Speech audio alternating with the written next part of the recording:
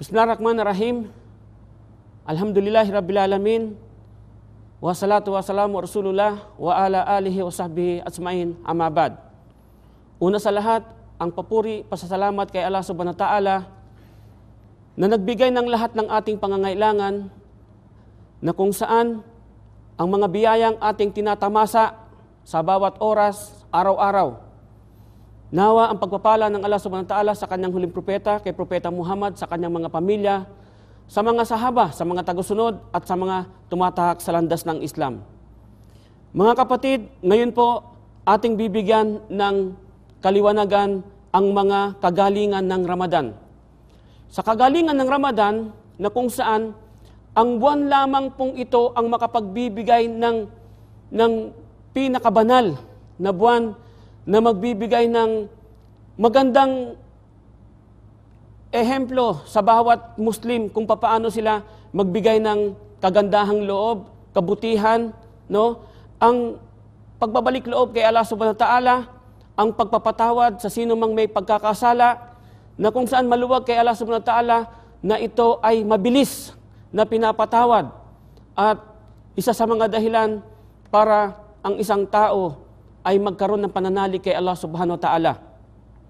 Ang buwan po ng Ramadan, binibigay po ng Allah subhanahu wa ta'ala sa pag-aayuno, tinalagaan niya ito sa mga nauna, at ito po'y ipinararating sa kung sino man na kung saan magkaroon sila ng tunay na takot kay Allah subhanahu wa ta'ala, ang tunay na Rabbul Alamin. Sa bawat Ramadan na kung saan ang Allah subhanahu wa ta'ala ay nagpapalaya ng mga pinarurusahan. Nababawasan ang pinarurusahan sa impyerno kung papaano ang init nararamdaman po natin dito sa kasalukuyan, na kung saan ang isang anghel po na nagbabantay sa impyerno ay nakakarinig ng mga daing, ng mga reklamo, na kung saan ang mga pinahihirapan po sa loob ng impyerno ay hindi niya kayang, kumbaga sa kanyang sarili, parang siya yung nahihirapan. At hiniling niya kay Allah subhanahu wa ta'ala na hanggat maari, bigyan ng singaw ang impyernong yun, at para mabawasan ang paghihirap ng mga taong nagpapakahirap sa impyerno, sa parusa ng Allah subhanahu wa ta'ala. Kaya po mga kapatid, sa panampalatayang Islam, mga kababayan, ang impyerno po na hiniling ng anghel sa nagbabantay doon, na kung saan pinagkaloob ng Allah subhanahu wa ta'ala yung singaw sa impyerno upang mabawasan ang paghihirap ng mga pinarurusahan doon.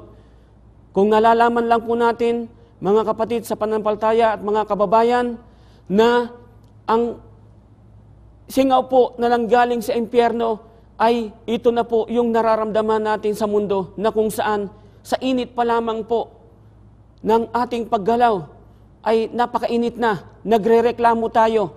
Papaano po kaya kung tayo ang nasa loob ng impyerno? Katakutan po natin ng Allah subhanahu wa ta'ala, na kung saan binanggit po niya ito sa Suratul Baqarah sa verse 24. Chapter 2, verse 24. Ang sabi niya, "Fattaqun nar allati waquduha nasu wal hijara uiddat lil kafirin." Katotohanan, katiyakan, ang katakutan kay Allah subhanahu wa ta'ala ay yung tao sa puso, kung paano mo gagampanan yung pagkatakot. Hindi lamang po sa pagsasalita, sa isip, ganun din po sa paggawa, kung paano siya katakutan. Para hindi po tayo mapunta sa impyernong nagliliyab na apoy, na kung saan kanyang nilikha pamula sa mga jin at mga tao, at ngayon pa lamang po, ito ay nakahanda na para sa mga hindi Muslim.